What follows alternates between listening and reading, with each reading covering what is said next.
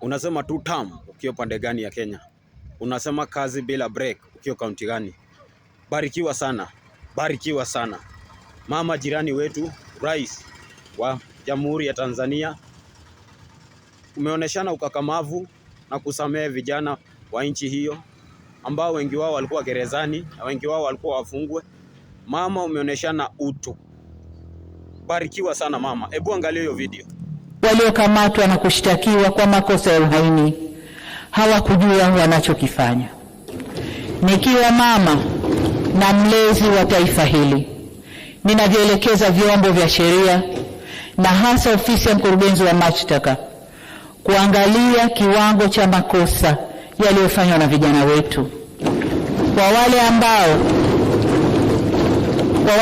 wanaonekana walifuata mkumbo na hawakudhamiria kufanya uhalifu, wawafutie makosa yao.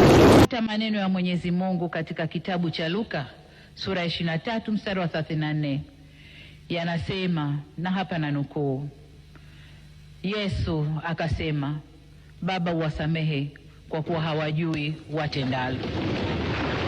Aujuaye uchungu wa mwana ni mama. Nakubaliana na msemo huo. Ndivyo umeweza kudhihirisha Rais wa Jamhuri ya Tanzania. Kwa waliopoteza wapendwa wao, tunaombea mpate nguvu na Mungu aweze kuwafariji. Waliojeruhiwa, tuwaombea afueni ya haraka. Naungana na aliyetunga wimbo wenyu wa taifa akisema, Mungu ibariki Tanzania na viongozi wake. Nikiripotia kutoka jiji kuu la Afrika, langu jina ni Sami wa County. Shukran.